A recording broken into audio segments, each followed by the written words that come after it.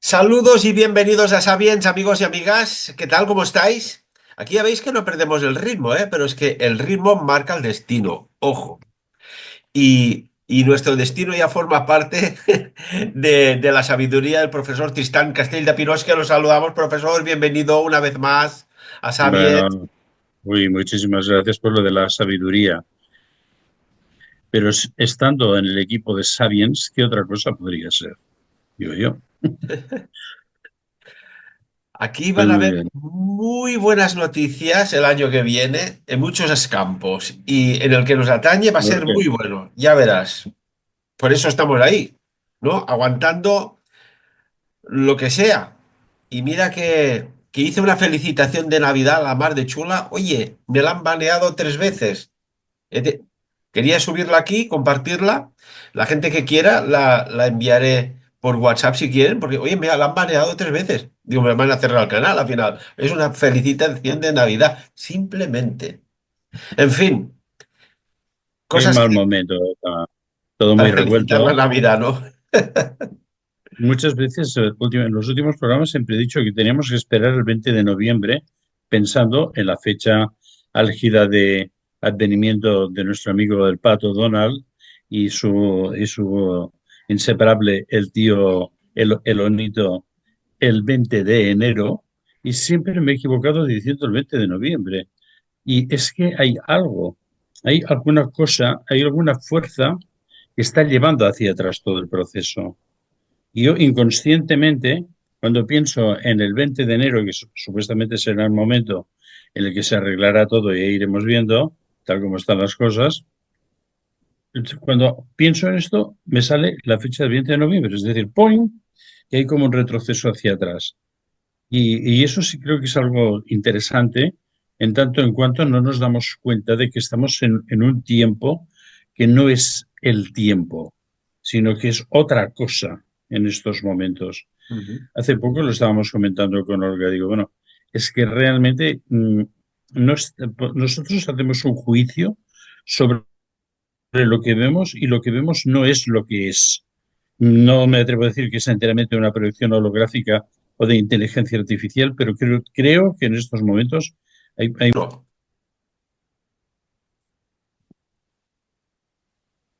Sí, sí. Dime, Bueno, pues profesor.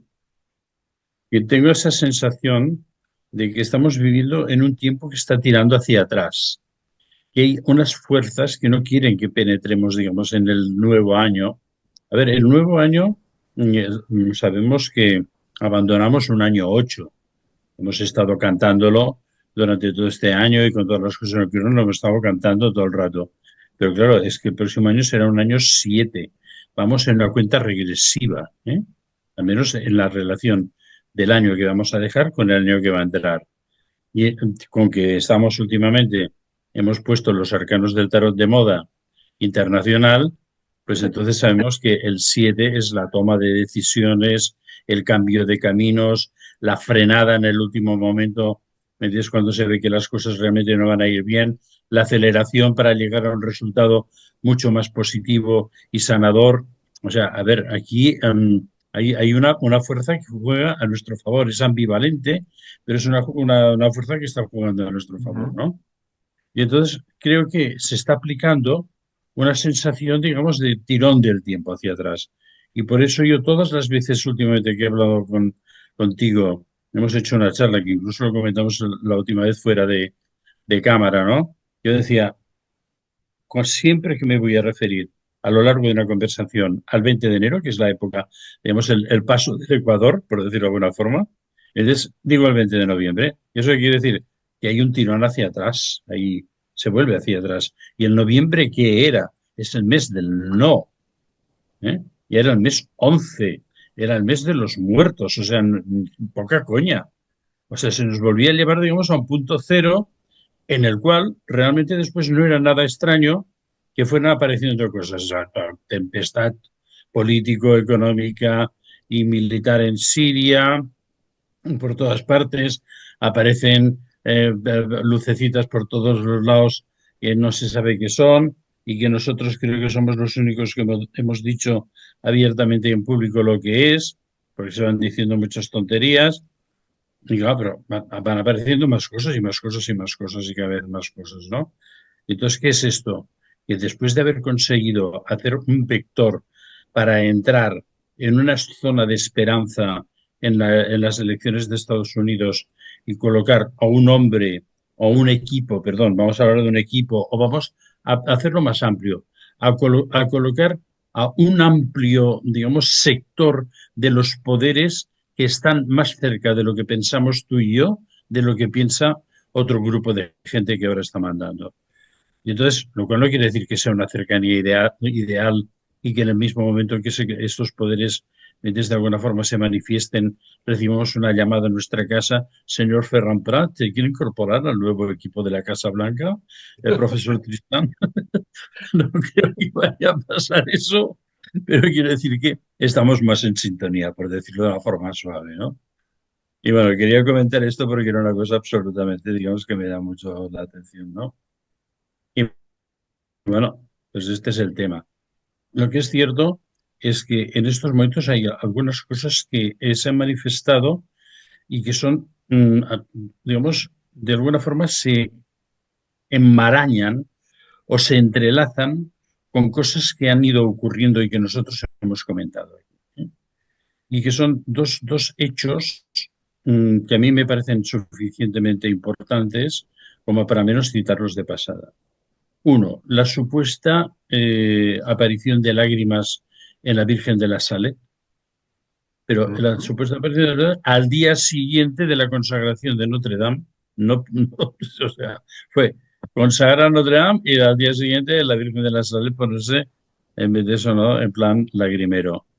Y después otra cosa también muy cercana en días, por la Salet debió ser el 8 o el 9, después de la consagración de Notre Dame, la famosa Virgen, la advocación de Juan Pablo II, la Virgen de Czestochowa, que también, y aparte, se ha hecho un grupo de oración y de seguimiento y parece ser que la cosa es muy seria. Es decir, que en el caso de la Czestochowa hay mucha comprobación de que realmente digamos, en el lagrimal de la pintura se va humedeciendo y va sacando lágrima. ¿Eh? Ujú. ¿Pero dónde pasa esto? En la tabla original de la Virgen de Czestochowa, que ahora hablaremos qué es lo que es esto, porque esto también es un misterio de aquellos de agárrate que vienen curvas, ¿no? Ha sido en la Catedral de Lodz, que parece ser que es la segunda en la vocación e importancia de Polonia, y que hay una reproducción exacta de la Virgen de Czestochowa. Y ha sido ahí donde se ha producido todo eso. Ha habido una cantidad tremenda de, digamos, de testimoniaje y que por lo tanto es un tema que lo dejamos abierto porque es un tema, digamos, muy espinoso, pero ahí está. ¿Y qué pasa? La gente que ha visto llorar estas vírgenes, ¿qué es lo que nos dice? Eso es una advertencia muy seria, tanto en un caso como en otro, tanto los de la Salet como en el caso por cierto, quiero mencionar una cosa así como de pasadilla, que la vidente, ahora que claro, hemos hablado de tantos videncias, Fátima, Garabandal, la vidente de la Salet se llamaba Melania Calvat. ¿Eh? Y parece ser que era familia muy cercana, eran primas o una relación muy cercana con la famosa Emma Calvé o Emma Calvet, la famosa cantante de ópera que estuvo relacionada con todo el tema de Rennes le Chateau, el Berenguer Saunier, Richard Wagner, la aparición de Wagner en Rennes le Chateau, que son cosas que son importantísimas y ahí hay mucha cosa para ver. Pero parece que estos dos personajes tenían un vínculo familiar. Bueno, eso lo dejo aquí de pasada, y algún día lo mismo podemos volver sobre todo ello, ¿no? Y pero claro, a mí lo que me llama mucho la atención, siempre me ha llamado mucho la atención, porque hace tiempo alguien me advirtió de que la Virgen de Czestochowa, hablando de las vírgenes negras Ujú. en general, era una deidad vudú. Y yo, "¿Ah?". ¿Esto ¿Era una qué es? deidad? ¿Perdón? Vudú, vudú, vudú. Y dije, bueno, ¿cómo es posible, no? Porque además se llama, perdón que no mire porque me acordaría, Ensurlie Dantor. ¿Eh? ¿Quién es Ensurlie Dantor? ¿Eh? A ver, esta deidad, y bueno, después me he mirado un poquitín los rituales vudú de Haití, es muy Ujú. suculento el tema. Es una, digamos, es una diosa posesiva sexual. ¿Eh? Y que tiene muchísimos poderes. ¿Eh? O sea, a ver, todos los practicantes del vudú pues creen que todos, digamos, y los de la santería cubana, o con, digamos, la lombanda, con doble brasilero, todos, y bueno, y yo, pues, los que hemos tenido algún tipo de experiencia en ese sentido, te voy a decirte que das dos pasos hacia atrás porque allí pasan cosas de verdad, ¿no? Y entonces de una deidad que uno de los, digamos, elementos notorios es que tiene tres arañazos en la mejilla derecha. ¿Mm? Correcto. Mira, vamos a Y- poner la imagen. Ujú. Vaya, ahora hay uno que hay delante, que está delante de la imagen. Te has personificado. Ahí. Ahora, ahora la tenemos aquí. Hay muchísimas imágenes de ella, pero que se ve perfectamente los tres arañazos que tiene en la mejilla derecha a causa de una reyerta por temas, digamos, de celos con otra deidad, ¿no? Y bueno, ¿cómo llegó esta imagen a Polonia, a la vocación esta de los polacos? Parece ser que en la época de las guerras napoleónicas, en las cuales hubo guerras también en todas partes del mundo, hubo una guerra en Haití, supuestamente para defender las posesiones de alguna potencia colonial contra otra que pretendía no sé qué, y entonces allí fueron las tropas polacas. Y estas tropas polacas estuvieron en contacto con los rituales estos de tal. Y son los que llevaron la imagen, es una imagen sobre madera, parece un icono, ¿eh? En el principio yo siempre pensaba, digo, que lo de la Virgen de Chistóbal era como un icono que tenía más relación con, ahora voy a decir una redundancia, con la iconografía eslava que con cualquier otra cosa. Pues no, estos fueron los soldados polacos los que llevaron ahí y empezaron la vocación, digamos, milagrera, que parece ser que es una potencia que sí que puede, digamos, produce, que se lo digan al Papa Wojtyła, que se sacó los rusos de encima de Polonia. O sea que debía ser, gracias a la intercesión de Ercili Dantor, ¿eh? O la Virgen que conocemos de Czestochowa, ¿no? Que además, Entonces, permíteme, hace poco hablamos de Garabandal, de ujú, Fátima, tenemos que hacer un programa de Lourdes, pero también está en estos sitios de gran peregrinación, pero Jasna Gorna, como sí, muy bien sabes y has dicho, es un sitio de peregrinación alucinante internacional. brutal, Que brutal, calculo que brutal, sí, van sí. entre 4,5 y 5 millones de peregrinos al año, Sí, que sí, se sí. dice rápido la cifra. Y no es la imagen auténtica digamos, de la Virgen de Czestochowa, ¿eh? Pues es una reproducción perfecta, pero el de Jasnagora es uno vaya, para mí, no sé, como la Virgen del Pilar o una cosa así en España, Mm. increíble, ¿no? Tiene una vocación y digamos, una llamada a la peregrinación importantísima. Y esas de esas cosas que de pronto se producen y se solapan en el espacio-tiempo y no entiendes cómo se puede, o sea, en un principio no entiendes cómo una cosa se puede transformar en otra, ¿sabes? Hay como una especie, digamos, en este sentido, de transvestismo espiritual, ¿no? Y en este sentido, yo también soy otra de las cosas que siempre he pensado, refiriéndome a las vírgenes negras, que todos sabemos que su origen muy probable sería la imaginería primitiva de Isis en Egipto. Creo que casi para todos nos queda muy claro, ¿no? Y Quería, dime, dime. profesor Tristán, quería decirte un dato, porque tú has hecho una muy buena relación y me encantan estos saltos en el tiempo, estos bucles, pero Mm, si somos, estamos formados por átomos, mm, electrones, protones y neutrones. Los electrones van y vienen continuamente. Pues claro, esto influye en el tiempo y en el tiempo del procesamiento de lo que pensamos o recibimos. O sin duda. recibimos. Pero fíjate que muy buena relación has hecho entre esta virgen polaca y ujú. Haití, porque bien podría estar relacionado que no esté en Haití o no esté en la que tendría que estar. Y en el 2010, si no recuerdo mal, hubo aquel terremoto de Sí, escala efectivamente. 7 Richter que asoló Haití y desde entonces Haití no ha levantado cabeza. Pero curiosamente, sabemos que aquella isla hay Haití y la República Dominicana. En la Efectivamente. República Dominicana no cayó ni un coco de las palmeras y Haití provocó ese terremoto, 2 millones de desplazados, 200.000 personas fallecidas o más. Bueno, Algo hay ahí.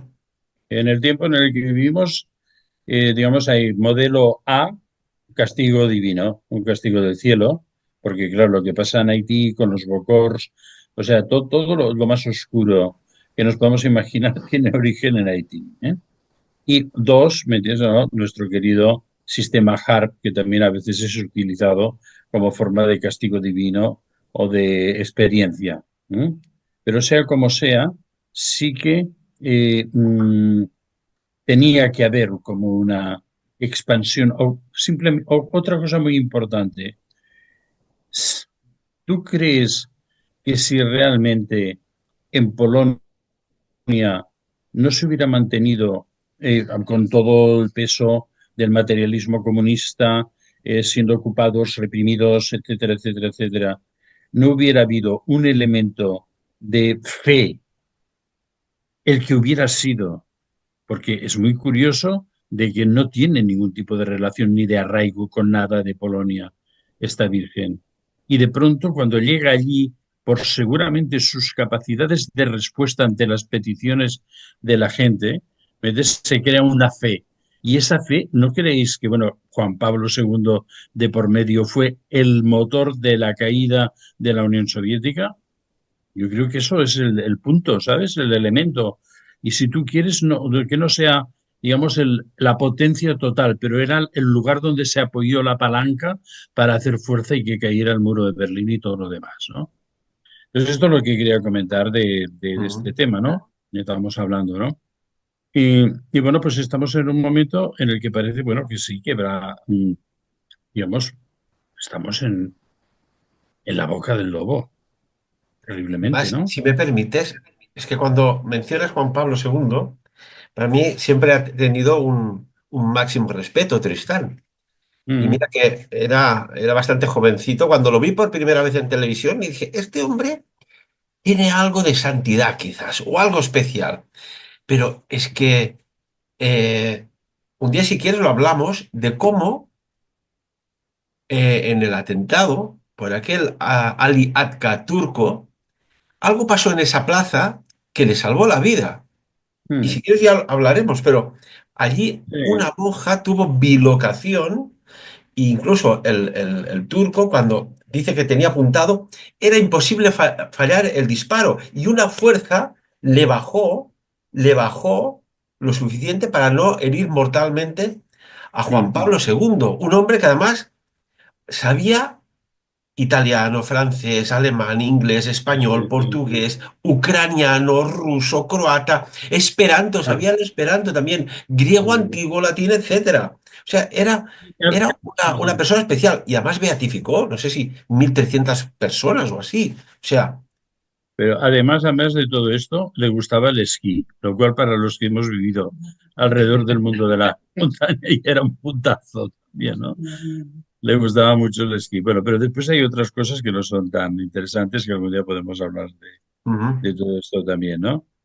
Pero bueno, pues estamos en este momento y hace poco me comentaste algo que fue lo que me llamó la atención a girar el punto de vista hacia estas dos manifestaciones, ¿no? Que tú me decías en en plan coloquial que Ujú. últimamente se estaban de alguna forma refrendando de una forma muy categórica por sistemas de, digamos, de detección digital y, digamos, de extrema fiabilidad, cosas que se habían ido supuestamente descubriendo y que eran absolutamente increíbles. Por ejemplo, en los dos ojos de la Gioconda había unas letritas ahí puestas ahí dentro, ¿no? Y claro que, claro, ojo desnudo. Yo tengo aquí el libro de Taschen de Leonardo, que tiene unas ampliaciones extraordinarias, es un tesoro. Y entonces el otro día estuve repasando todas las... Ujú. Me quedo tan absolutamente alucinado de un solo detalle, de la ejecución. Claro que Leonardo hacía disecciones y conocía muchísimas cosas que otro pintor no conocía. ¿Cómo pinta el globo ocular en transparencia? Yo no lo he visto en ningún otro pintor, ¿eh? No tan solo de la Gioconda, ¿no? Porque es quizás una pintura que, digamos, el ojo no está muy en primer plano, pero hay muchas otras pinturas que es absolutamente sorprendente, ¿no? Pero sí que es efectivo que dentro de los ojos de al menos la Gioconda, y porque claro, hay más Giocondas, ¿no? Yo no sé si alguna vez hemos pasado un poco el tema por encima, ¿no? Hay más Giocondas. Y hay alguna cosa muy curiosa que no sé si la hemos comentado, si no la comentaremos hoy. La Gioconda tiene tres o cuatro cosas que son muy importantes. Una, que hay unas letritas allí, que ya es la pera, ¿no? Número uno. Dentro de Dentro los del ojos, ojo, ¿eh? O sea, dentro de del cada una de ojo, las dos pupilas. de las pupilas allí, escondido, Espera que ahora iremos escondido. a por más historia de esto, ¿no? ¿Y qué ponen en las ahí las letritas? Bueno, pone LV, o sea, Leonardo da Vinci, ¿eh? En ¿Y el por ojo qué pone, derecho, correcto. sí, ¿y por qué pone LV? Es que había la posibilidad de que hubiera otras falsificaciones o otras Mona Lisas pintadas de una forma no correcta y que quisiera que estuviera totalmente para el futuro, porque Leonardo era un hombre que ya era un supercientífico, un hipercientífico. Él ya estaba totalmente avanzado al futuro, no era un hombre normal, ¿eh? Entonces era, como decimos Olga y yo, un hombre norbién, o sea, absolutamente de una bondad extraordinaria, pero de una calidad extraordinaria también como ser humano, ¿no?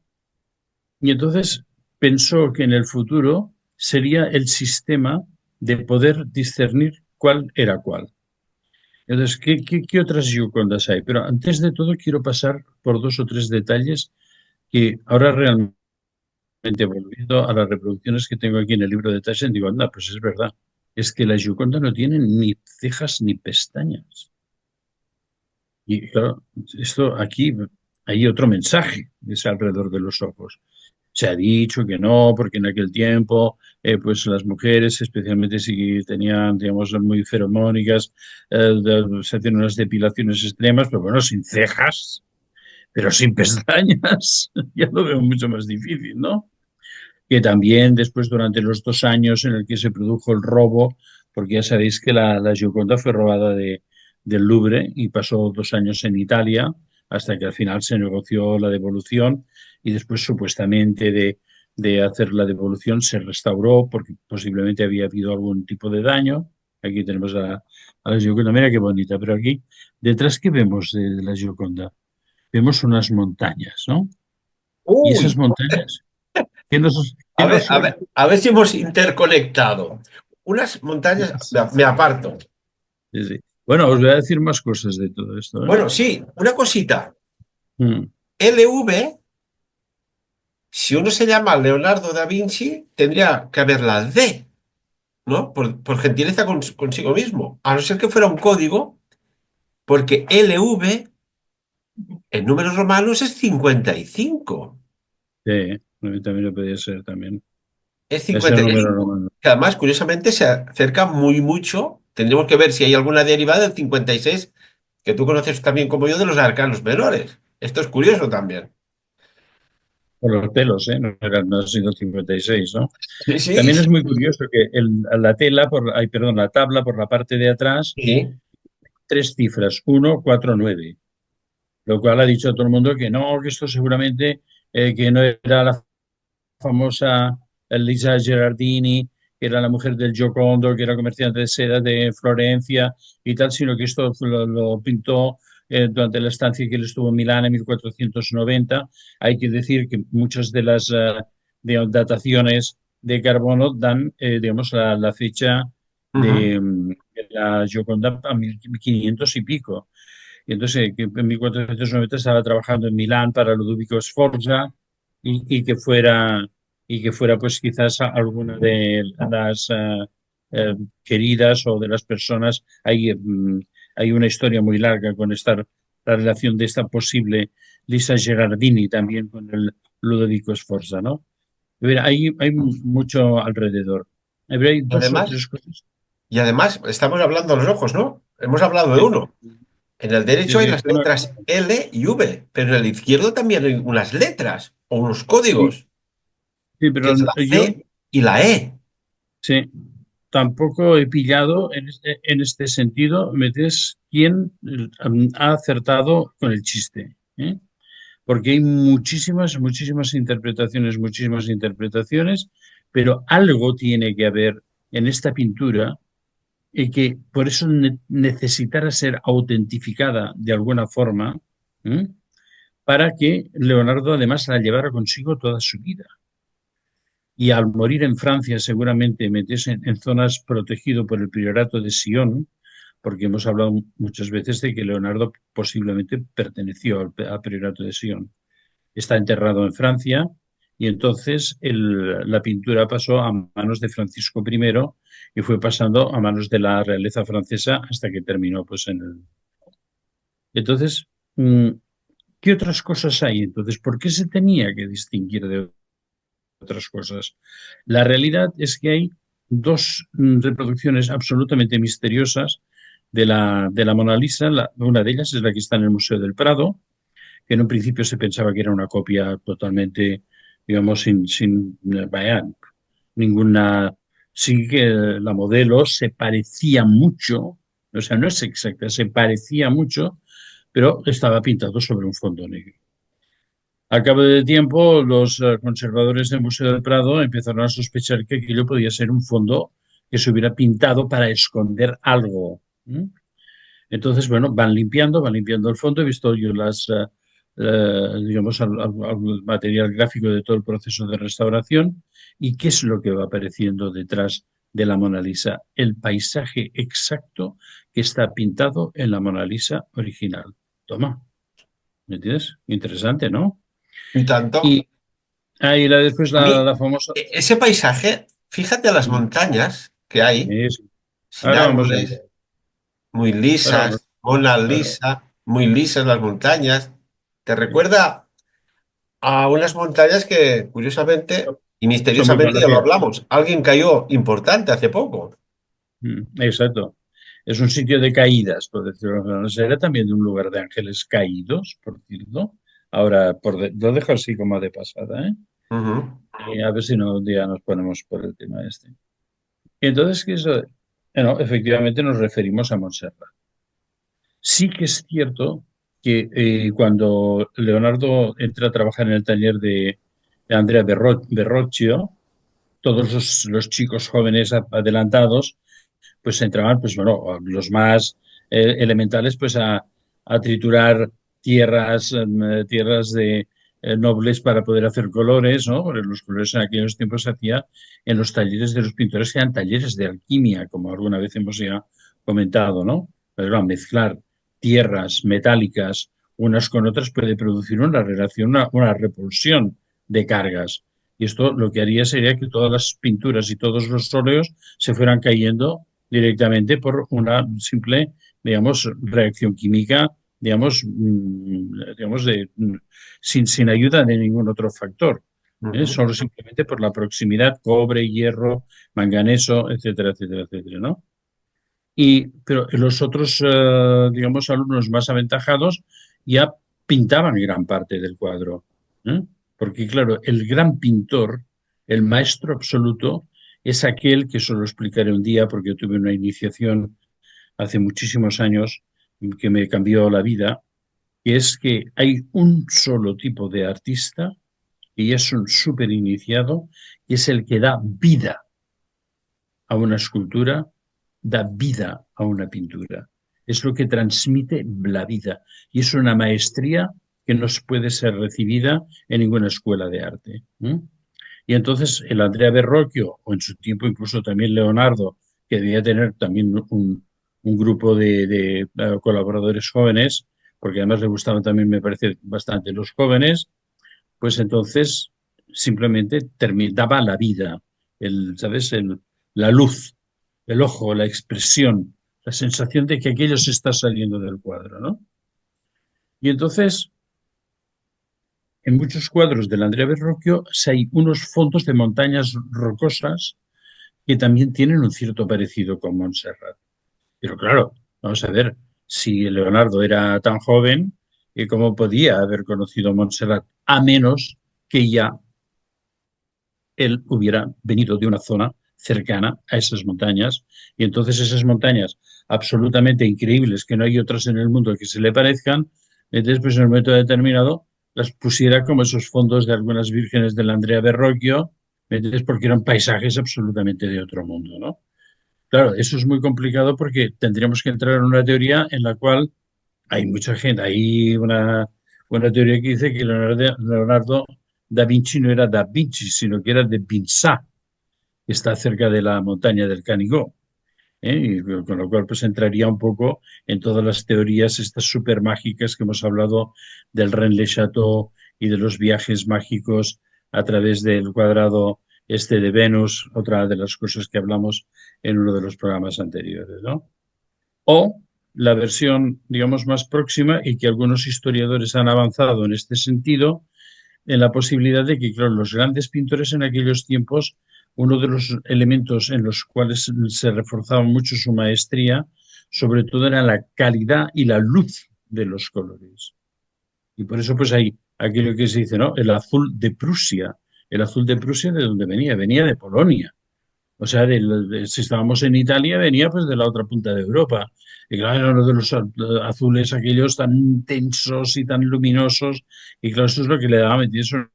Una calidad, digamos, cromática, ¿me entiendes? Prácticamente destacable de cualquier otro tipo de pintura azul que se hubiera usado o que otros autores estuvieran usando, ¿no?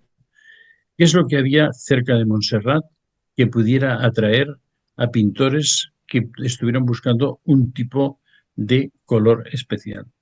Las minas de plomo de Martorell. ¿Mm? Hoy día estas minas de plomo que estaban en la ribera, digamos, hacia el Mediterráneo del río Llobregat, porque lo que vemos detrás de la Gioconda, si cogemos una fotografía desde donde ahora pasan una serie de viaductos de la autopista, son los que se han construido prácticamente sobre la famosa mina de plomo, ¿entiendes? Y miramos hacia el noroeste, lo que veríamos sería lo que está ahí abajo, ¿no? El valle del río Llobregat, que en aquel tiempo no estaba Martorell y todas estas barbaridades urbanísticas que hay, y al fondo aparecería la montaña de Montserrat. ¿Eh? Tal Que como... además, si vemos en la imagen, Ujú. en un lado, según se mira en perspectiva, a su derecha, hay estas montañas muy... ¿Y si te dijera que las cartas del tarot guardan secretos que nunca te han contado? Que detrás de cada símbolo, de cada arcano, existe un universo de poder esperando ser descubierto. Bienvenidos al retiro curso taller de El Tarot Oculto, secretos jamás revelados con Ferran Prat de Sabiens. Un curso único en el mundo donde aprenderás los misterios energéticos de los arcanos mayores, la conexión con los supraarcanos, cómo el tarot conecta con las matemáticas sagradas, las civilizaciones perdidas y registros acásicos, rituales y técnicas para activar el verdadero poder de cada carta. Además, descubrirás por fin tus dones ocultos y aprenderás a manifestar eventos no sucedidos, conectándote con planos etéricos a través del tarot. Tu transformación y transmutación comienza aquí, apto para todos los públicos. Las plazas son limitadas. Inscríbete ahora a El Tarot Oculto, secretos jamás revelados con Ferran Prat de Sabiens. Información al WhatsApp +376 332 345.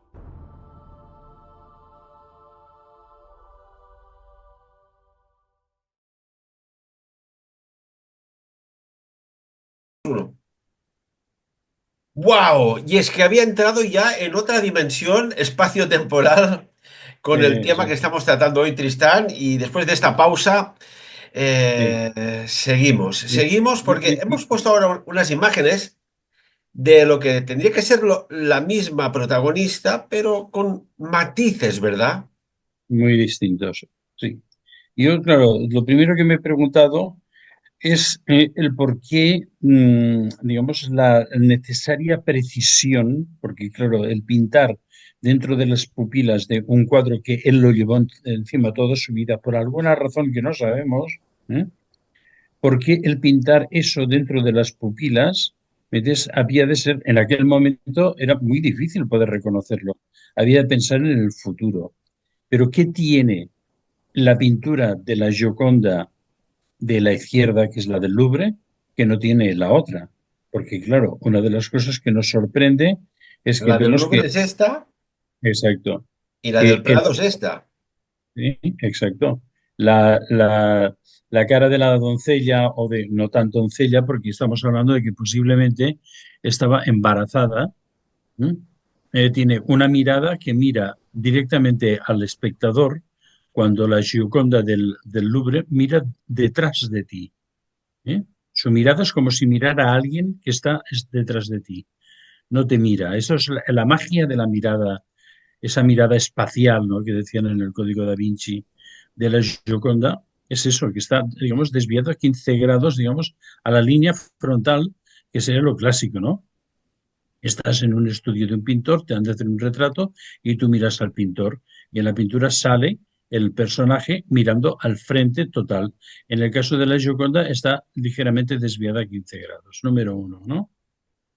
Si Ujú. bien las manos tienen una postura de las dos, las vestiduras son algo distintas, ¿eh? Son algo distintas en el color, pero el fondo en gran parte está prácticamente ideal.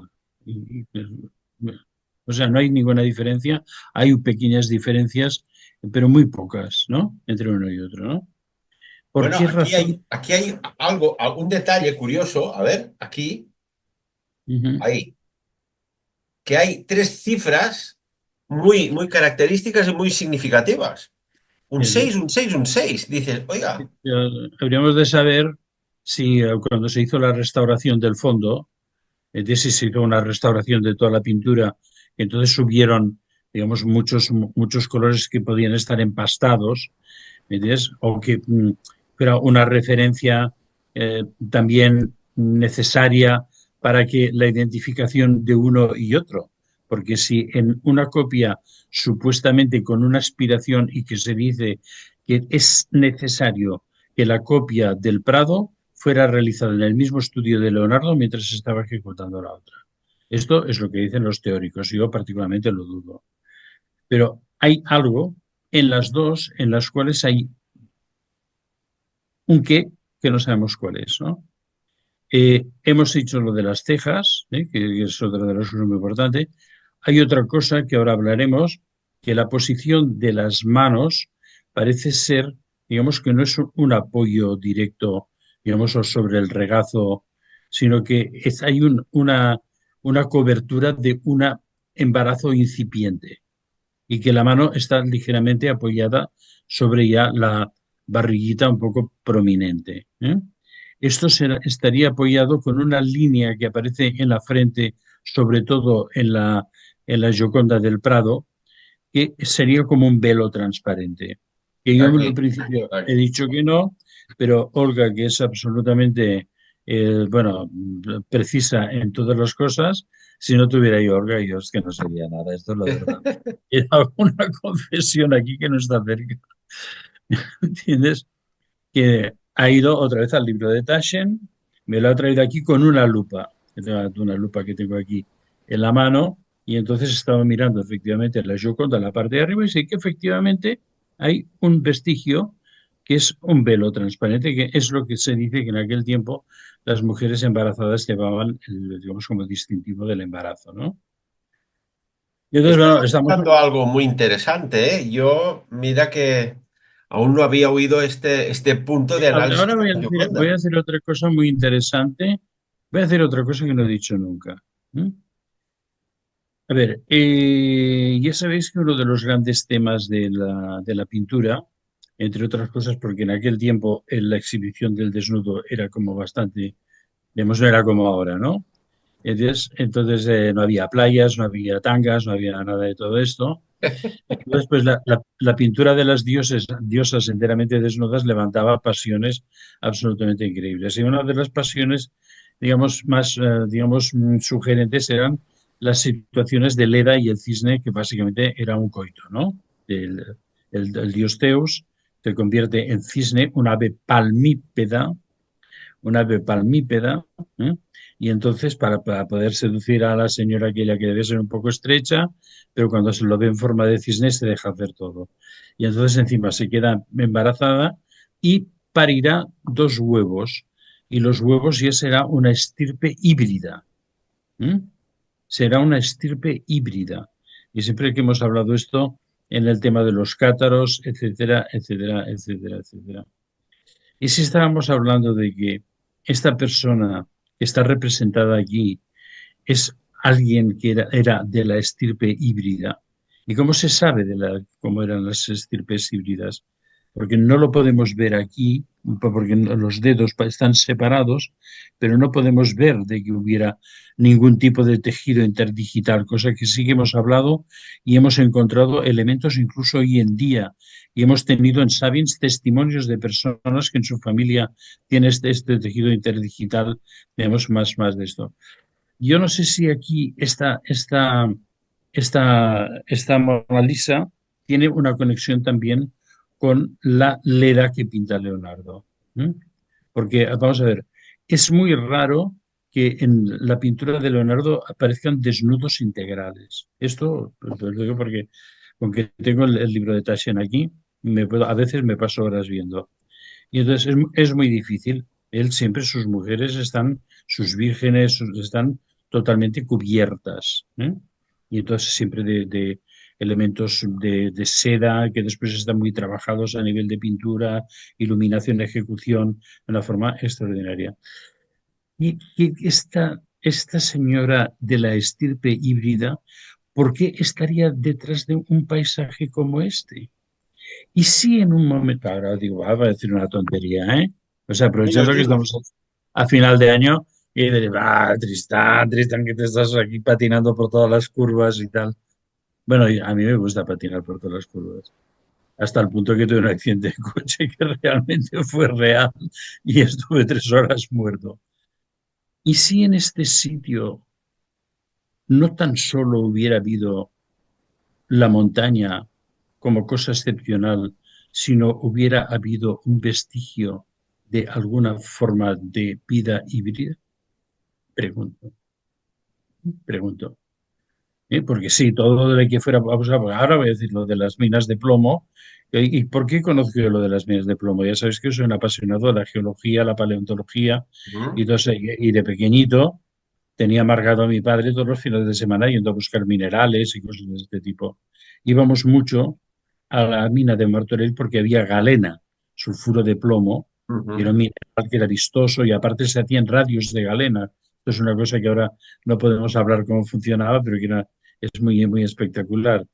Ujú. Pero la galena, digamos, la ganga, a veces había otro material, ¿entiendes? La fluorita, a veces había otro material. También en la zona de Martorell había muchas sales de cobre. Había cuprita, erinita, que también dan unos colores absolutamente, malaquita, dan unos colores absolutamente vivos. Y puede ser que sí que Leonardo fuera atraído, pero también era muy difícil, a menos que hubiera habido algo que le interesara más, que el viaje hubiera valido la pena para sus investigaciones, porque él era un hombre del priorato, ¿entiendes? Era un hombre ya insertado dentro de las partes más secretas de las secretísimas sectas que hubiera habido en aquellos momentos, ¿no? Entre ellas la causa nuestra de Venecia también. Y entonces, por esa razón, detrás aparece la montaña de Montserrat. ¿Y cómo yo sé que es la montaña de Montserrat y no es ninguna otra parte del mundo? Porque la mayoría de las montañas del mundo son estructuras verticales, ¿no? Hay un pico, y después hay unas paredes y al final están los valles, ¿no? Y entonces pues hay todas las agujas maravillosas y los grandes picos, las torres de Trango, en fin, y todas las cosas esas que los que hemos estado algún tiempo un poco pirados por este tema, pues estamos absolutamente al día de todo. Pero ¿dónde existe Mm. una montaña que hay un techo paralelo al suelo que avanza al vacío? ¿Dónde está eso? Señores, encima del monasterio de Montserrat, todo el mundo pasa por debajo y se llama el techo de San Dimas, porque encima hay una ermitita donde estaba uno de los anacoretas de los contactados de Montserrat con los seres de las visitas de los seres de otro mundo, y entonces es un techo absolutamente horizontal. ¿Dónde está este techo absolutamente horizontal? A la altura de los ojos de la Gioconda aparece. ¿Entiendes? Ahí se ve ¡pum! Algo que sobresale enteramente. ¿Mm? Y por eso podemos detectar que esta montaña es Montserrat, ¿no? Pero fíjate lo que en un momento nos hemos liado, ¿no? Uf, como siempre, esto es lo Cada- maravilloso del misterio, ¿no? De ir desgranando todas sus derivadas a ver dónde nos conlleva. sí Eso es que hay bonito. algo, sí que hay algo en esa montaña que no tiene otros lugares del mundo. A ver, San Juan de la Peña, si quieres hablaremos también un poco, al que hablamos de temas de pinturas vírgenes y todo esto. Por cierto, tengo un libro, ahora te hago un paréntesis para salir del monotema, de un libro maravilloso que es la Virgen en las tallas medievales de Aragón. Hay un libro precioso de un investigador y un fotógrafo que se han dedicado a correr todos los monasterios de Aragón buscando las tallas románicas, sobre todo del 13, como mucho el 14, ¿no? Hay, me parece que son 60 o 70 esculturas fantásticas que van desde lo más naif, lo más infantil, que parecen Ujú. muñequitas de madera, hasta algunos con unas expresiones de bondad y de alegría absolutamente increíble. Pero en medio de todo esto hay una Virgen tremendamente misteriosa, que es Nuestra Señora de Salas, de Huesca, que es la única Virgen que he visto yo con una mirada amenazadora, pero no poco, unos ojos desorbitados y una mirada absolutamente como si estuviera increíble. Aquí también hay, dentro de todas estas vírgenes que van saliendo, pues hay cosas. Recordemos, y ahora va haciendo un poco como moviendo la moviola hacia atrás, por decirlo de alguna forma, que hablábamos de la Virgen de Czestochowa y que hablábamos del vudú y de la superposición, que si las vírgenes negras, que creo que en Montserrat tenemos una Virgen negra bastante misteriosilla también, de la que hemos hablado en algunos momentos y podemos seguir hablando y hablando y hablando cuando queramos, porque da para mucho. Pues este es el misterio, yo creo, de la Gioconda. ¿Eh? ¿Y por qué las letras? Porque si alguien, o con su autorización, o por los motivos que fuere, que todavía no está, ahora estamos entrando dentro de una hipótesis muy aventurada. ¿Eh? Yo he vivido 9 años en la montaña de Montserrat. Entonces sé que es un sitio raro. ¿Ves? O sea, no sé, no lo sé explicar de otra manera. He estado en los Alpes, he estado en el Himalaya, he estado en los Andes, he estado en el Atlas, he estado en muchas montañas importantes del mundo, pero yo lo que he sentido en Montserrat como una angustia o una llamada cósmica no lo he sentido en ninguna parte. ¿Eh?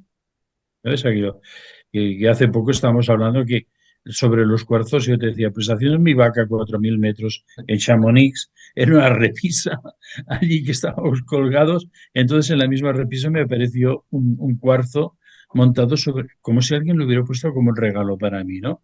Y he pasado noches absolutamente muy angustiosas, ¿no? Y que además con accidentes metes entre medio que había que superar al día siguiente, o sea, cosas muy difíciles. Pero eso de Montserrat, de estar haciendo un vivac en Montserrat y a medianoche y mirar al cielo, cielo, cielo, cielo y sentir que había como un mensaje, algo que venía que te estaba llamando, yo no lo sentí. Bueno, ya sabes tú, Tristán, como yo, y muchos amigos y amigas que nos escuchan, que toda formación puntiaguda, o más o menos megalítica, son puntos de Bueno, pues como routers wifi, donde baja y sube la información, oiga, y es así. Y depende de dónde estás, te pegan unas castañas que no veas. Cuando no sabes de qué va, dicen, oiga, que no me encuentro bien, tengo un malestar, pero cuando sabes de qué va, pues sabes que estás recibiendo. Y son puntos Ujú. muy potentes. Montserrat es uno de ellos, los obeliscos también, las pirámides, montañas, incluso formaciones rocosas, algunas que son realmente caprichos de la naturaleza, pero aquello pega un pepinazo. Hay una muy curiosa en el pantano de Oliana, que yo le llamo, muy cerquita de Andorra, la cabeza del indio, por decirle algún nombre. Y allí hay una formación rocosa imposible por lo que hay. Y se ve desde la carretera. Y dice, oiga, ¿eso qué es allí? Pues tú te vas allá y tocas aquella roca que hay un ratito caminando y te pega una regeneración celular natural que lo notas el bienestar. Oye, subes fatigado y bajas casi planeando. Bueno, yo sí, estoy absolutamente de acuerdo contigo en la capacidad de las montañas. Bueno, ya en mi libro Guerrero Z de las Runas hay un culto a la montaña. Hablo de que hay una religión de las montañas. Yo soy uno de los practicantes de esa religión de las montañas. Pero ojo, Montserrat es una montaña artificial. Cuidado. Y esto cualquier día, si queremos, entraremos en el tema de profundis, porque ahí yo tengo muchísima experiencia, que son 9 años viviendo allí, pues, y aparte de la cantidad de historias que me han pasado allí, pues es tremendo. Pues muy bien, Tristán, estamos. supongo Sí, que debes estar tan extrañado como muchos de los, bueno, pues amigos y amigas que nos siguen, me aparto un poco, de ver aquí, dice, oiga, el paisaje, ¿de dónde ha salido? ¿No? Pues bueno, muy es- sencillo. A veces la inteligencia artificial nos da estas sorpresas y puede hacer lee cosas. extensión de algo que seguramente no existe, o sí, Mm, pero nos llama mucho la atención. Curioso, ¿eh? Muy bien, aparte muy bonito, ¿no? Pero bueno, tenemos estas cosas que son así como un poco especiales. Y yo quería también hablar, porque después de tropezando con los ojos de la pobre Lisa Gerardini, vamos a suponer, entonces empecé a tropezar con otras cosas que también son Ujú. absolutamente inexplicables, ¿no? Una de las, hay muchísima información, pero que yo pues, me quedo absolutamente a cuadros, es los ojos de la Virgen de Guadalupe en México. ¿Eh? Entonces, ¿qué pasa con los ojos de la Virgen de Guadalupe en México? También otra cosa que me llamó mucho la atención siempre, que Salvador Dalí, que fue el reconstructor y revitalizador de toda la iconografía cristiana, a veces se le va un poco el cristiana por otra parte, pero que tuvo Cristos, Madonas, y entonces Santiago el Mayor, o sea, un montón la Santa Cena, que por cierto tiene un misterio brutal, la Santa Cena que muy poca gente ha descrito, se dedicará a hacer un cuadro espectacular. Una de las pinturas más espectaculares de Salvador Dalí es la Virgen de Guadalupe.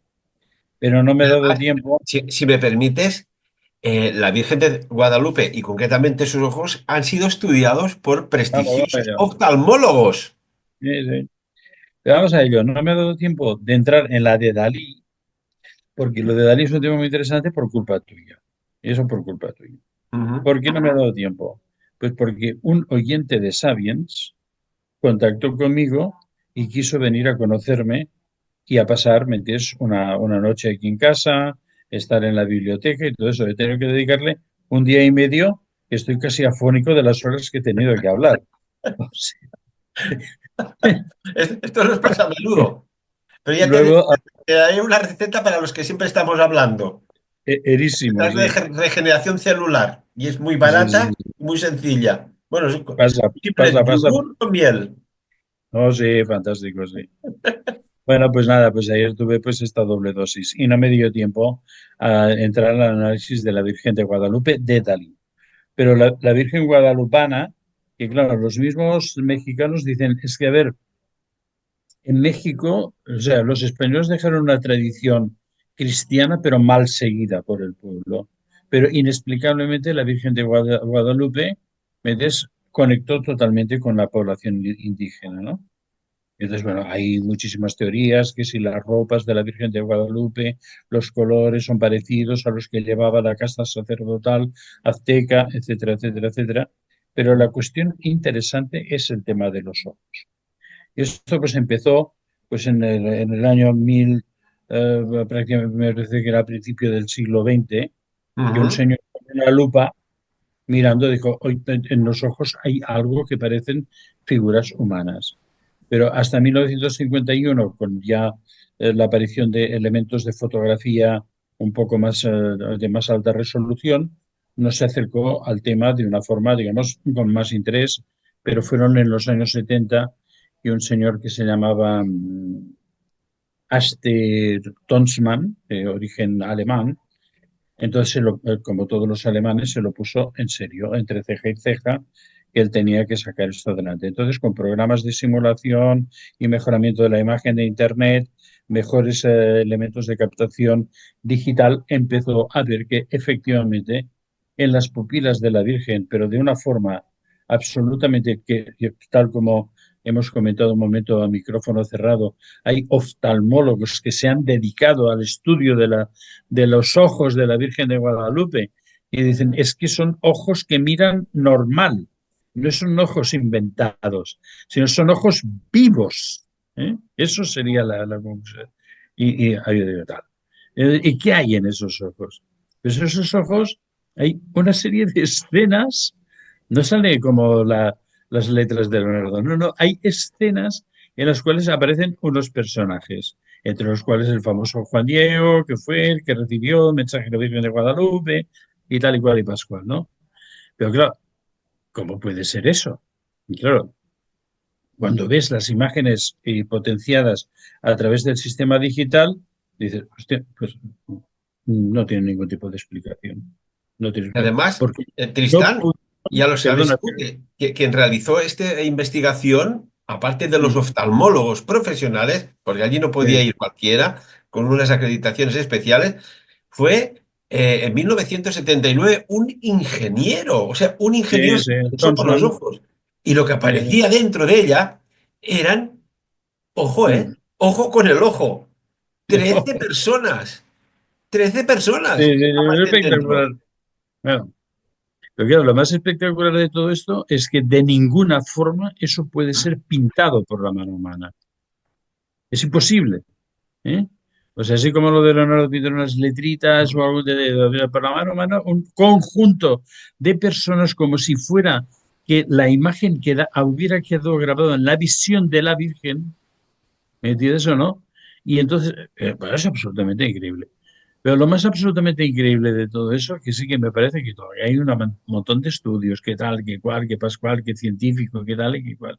Que en 1812 un pintor quiso pintar la escena de la aparición de la Virgen de Guadalupe a Juan Diego y a las personas que supuestamente después salen en los ojos de la Virgen, pero sin saberlo en aquel tiempo, porque no había forma, digamos, de posible de poder ver qué es lo que había en los fondos de la Virgen, el tío, perdón, el pintor, pues pintó la escena. Y resulta que la escena que pintó, en la que aparece pues una mujer negra, aparece el Juan Diego, aparece un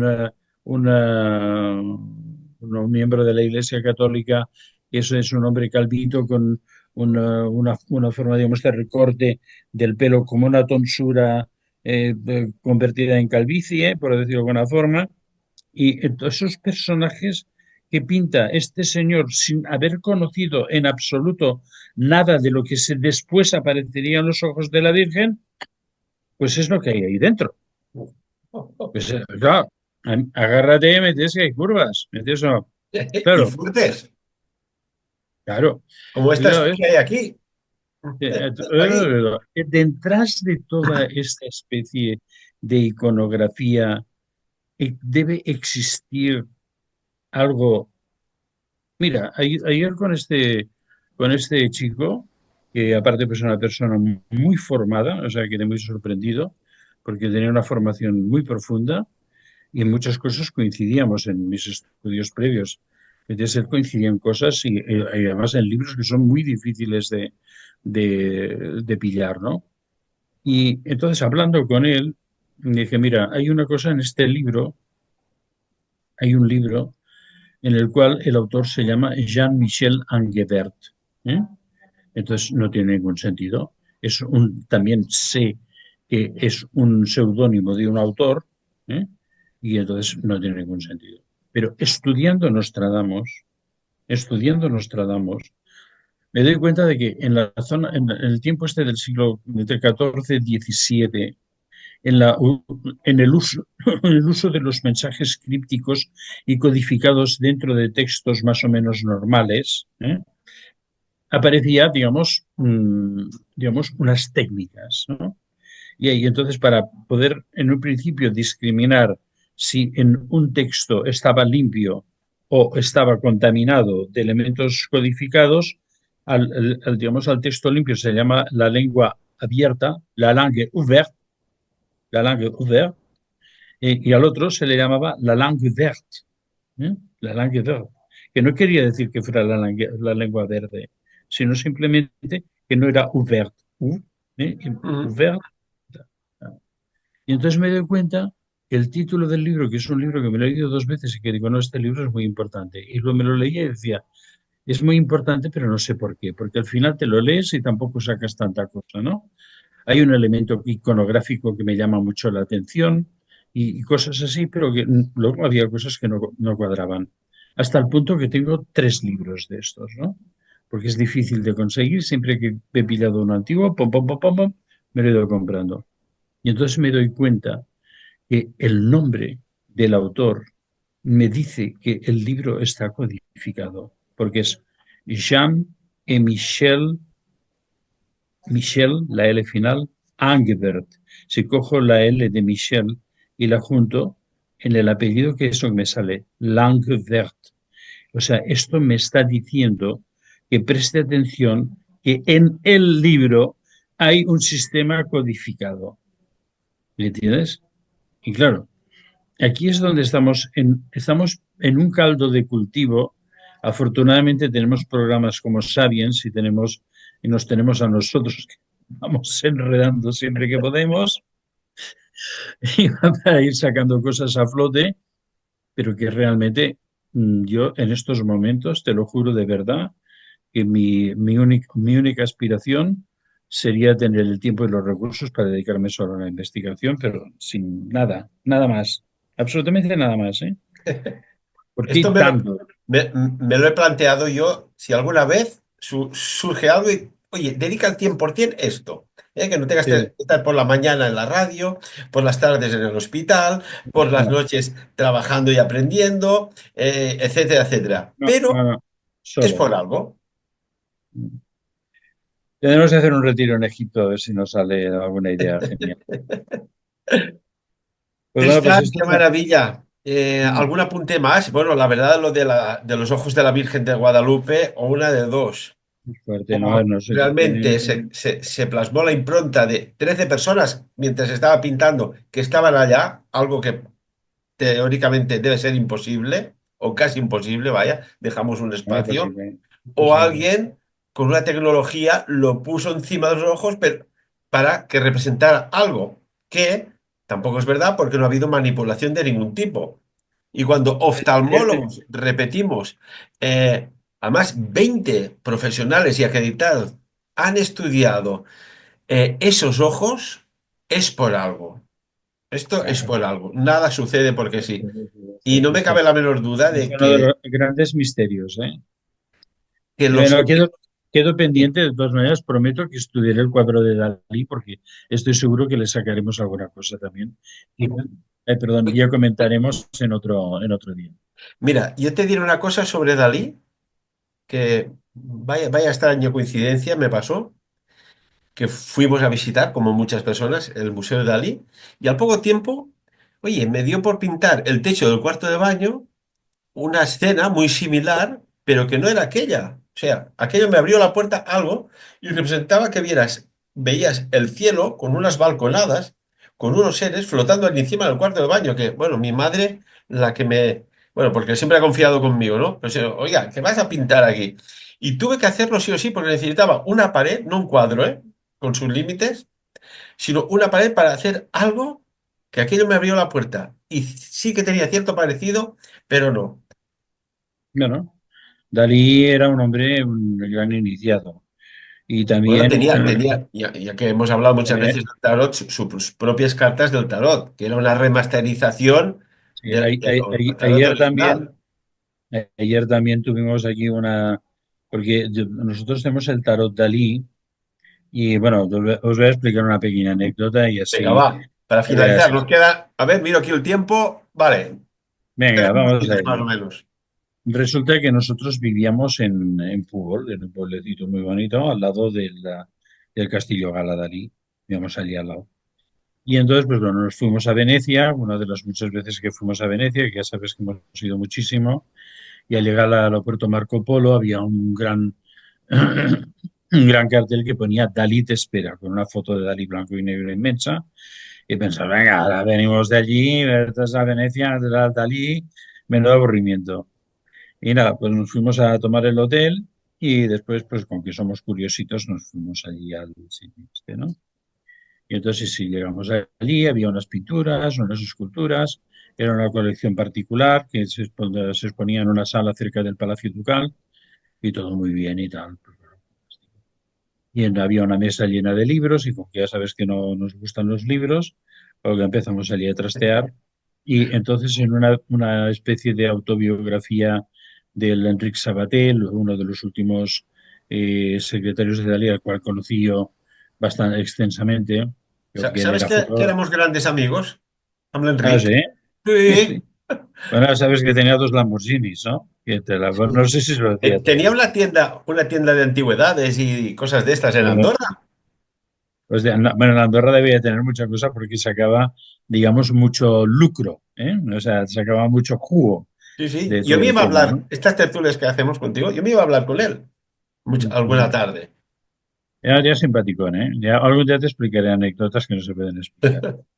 Y entonces, pues, le comento a Olga, mira, este es el Enrique Sabaté, que nos conocíamos y todo, pa. Y mirando, Olga, veo una foto aérea de Púbol de nuestra casa. Y dice, hostia, mira, es nuestra casa.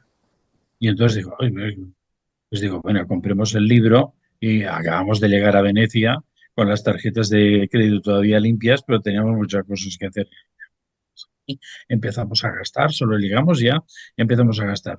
Le voy a pedir a este señor que hay aquí sentado que me deje hacer una foto con la cámara digital de la foto del libro.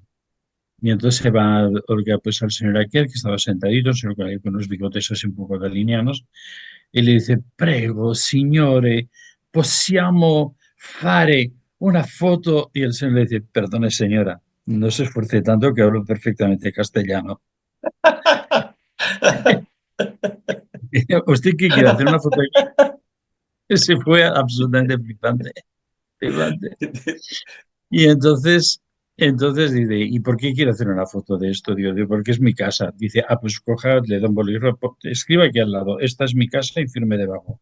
Que oiga, que le vamos a estropear el libro. Dice, no, somos una fundación que guardamos todo lo que es absolutamente, dice, conozco Púbol, cuando venga Púbol vendré a veros a vuestra casa y tal, ponga aquí, ta. Y le firmamos allí al lado del libro y tal, tal. Y adiós. Y entonces pensamos, joder, ahora que le hemos estropeado un libro, vamos a comprarle algo. Me dice eso, ¿no? Porque eso nos daba como pena, ¿no? Un Y minuto. tenían, y tenían el tarot Dalí. Y compramos el tarot Dalí. Y nos dimos cuenta, tú ya sabes que lo que yo somos unos fans de los unicornios perdidos y que nuestras casas se han llamado siempre las moradas del unicornio, ¿no? Descubrimos que Dalí había utilizado para el arcano número 10 del tarot un motivo extraído de los tapices de Cluny, de los unicornios, que era el mismo que nosotros habíamos escogido para hacer las tarjetas de nuestro establecimiento. Y, ¿Casualidad o causalidad? sí, pero espera que después, al cabo de un tiempo, vino a nosotros de regalo el tapiz que había sido propiedad de Gala, de donde copiaron el unicornio, que es el mismo que nosotros hemos utilizado. Esto un día haremos una foto y un día que hablemos un poco del tema Dalí, hablaremos de esto. Y tanto que sí. Impresionante. Bueno, he puesto una imagen aquí en Andorra, ¿eh? Ajá. Está en la Lo zona de la relajes. Rotonda y es una escultura que regaló Enric Sabaté y que adorna, y es de las zonas más fotografiadas que tenemos de Andorra, que Sí. representa ese cuadro del reloj como medio fundido. No sé. Sí, sí, sí, los relojes blancos de Dalí. Tristán, qué maravilla, ¿eh? Muy Nos bien. podríamos estar horas. Que Sí, es sí, otra aparte cosa, ¿eh? hay coincidencias. Mientras no Conozco dormimos, a le gente damos, de la bla, bla, bla. sí, conociste a Enric Sabaté y yo también. Y bueno, y entonces, bueno, para mí nos ¿Sabes qué divertimos mucho. tenía el Enric Sabaté? Mm. Tenía un libro, yo lo vi, me lo enseñó. Dice, mira, tengo aquí algo muy valioso. Digo, a ver. Dice, tengo un libro de fotos originales de Adolf Hitler que no ha visto nadie. Y me enseñó algunas y realmente, ahora que pienso, me has hecho recordar, ojo, ojo, las fotografías delicadas que tenía Adolf Hitler. ¿Eh? Alguna impresionante, lo digo de verdad. ¿Eran fotografías de él o unas No, no, que fotografías? fotógrafos que, pero oye, allí de todo, ¿eh? De todo y más en muchos campos, impresionante. Personales y otras las típicas, que no son conocidas, pero que allí estaban. Y Ya, bueno, muy bien. un tocho así, con la Sí, sí. tapa del águila, con la cruz gamada, etcétera. Bueno, en fin, profesor, que el tiempo nos ha volado, en el no tiempo nos movemos y allí descubrimos cosas que de forma lineal son muy difíciles de descubrir. Muchísimas gracias. A ti, ¿eh? Aparte, otra cosa que es muy importante, Se va a cuando cortar, tenemos ¿eh? estos problemas, nos divertimos. Hoy tanto que sí. Sin ese niño interior y esa ilusión no se abren las puertas del conocimiento. Lo tengo clarísimo. Recuerdos a Así Olga es. también, que tenemos ganas de entrevistarla pronto. Está con nuestros hijos. Está pendiente de ti. ¿Eh? Y amigos y Sigue. amigas, ¿qué os ha parecido el tema que hemos tratado con el profesor aquí, Tristán Castell de Pinos? A mí me ha fascinado. Ha habido momentos, no sé si os habéis fijado, que me iba y venía, y eso es bueno, porque accedes a otros mundos.